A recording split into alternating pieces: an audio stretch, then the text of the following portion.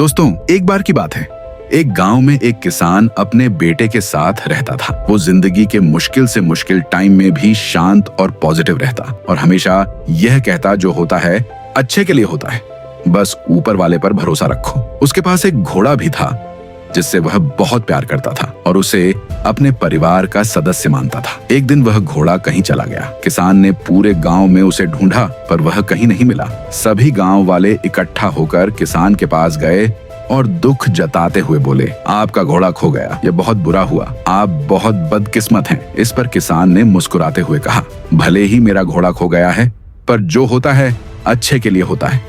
मुझे ईश्वर पर विश्वास है। गांव वालों को किसान की यह बात समझ नहीं आई और वह अपने अपने घर चले गए। कुछ महीनों बाद वो घोड़ा वापस आ गया और इस बार वह अपने साथ कई और जंगली घोड़े ले आया। सभी गांव वाले फिर इकट्ठा हुए और उत्साह से बोले, आपका घोड़ा खो जाना अच्छा था, अब आपके पास इतने सारे घोड़े हैं, आप कितने खुशकिस्मत हैं। इस पर किसान ने फिर से शांत स्वर में कहा, भले ही अब मेरे पास बहुत सारे घोड़े हैं, लेकिन मुझे कोई विशेष खुशी नहीं है।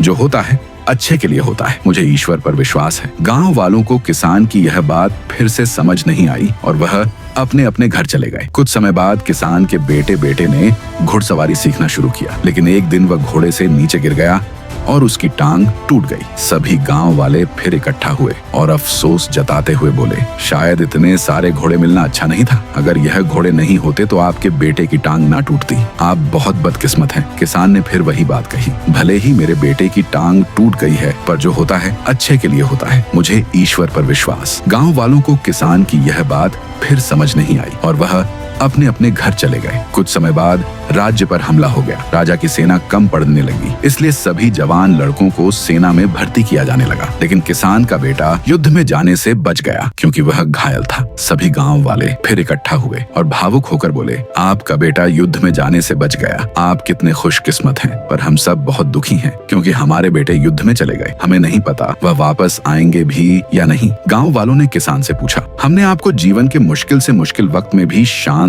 और पॉजिटिव रहते देखा है, आप ऐसा कैसे कर लेते हैं। किसान मुस्कुराया और कहा, हमेशा खुश और पॉजिटिव रहने के लिए दो बातों को समझना जरूरी है। पहली बात, लोगों की बातों को ज्यादा ध्यान मत दो, क्योंकि उनकी बातों को ध्यान देने का मतलब है अपनी खुशी की रिमोट कंट्रोल दूसरों के हाथों में देना। अगर लोग आपकी तारीफ करेंगे तो आप खुश हो जाएंगे और अगर बुराई करेंगे तो आपको गुस्सा आएगा। अगर आप लोगों की बातों पर ध्यान दोगे तो आपका दिमाग अशांत हो जाएगा और आप अपने जीवन के जरूरी कामों पर ध्यान नहीं दे पाओगे। दूसरी बात, कभी भी किसी बात को तुरंत अच्छा या बुरा मत कहो। जिस तरह किसी किताब के सिर्फ एक लाइन को पढ़कर यह नहीं बताया जा सकता कि पूरी किताब अच्छी है या बुरी, उसी तरह लाइफ के किसी एक इंसिडेंट को देखकर यह नहीं कहा जा सकता कि वह पूरी जिंदगी के लिए अच्छी थी या बुरी। आज जो घटना अच्छी लग रही है वह कल बुरी साबित हो सकती है और आज जो घटना बुरी लग रही है वह कल अच्छी भी लग सकती है। जैसा कि हमने इस कहानी में देखा, आपके साथ क्या होगा वह आपके हाथ में नहीं है, लेकिन आपके कर्म आपके हाथ में है। इसलिए अपने कर्म और सोच को अच्छा बनाओ और बाकी चीजें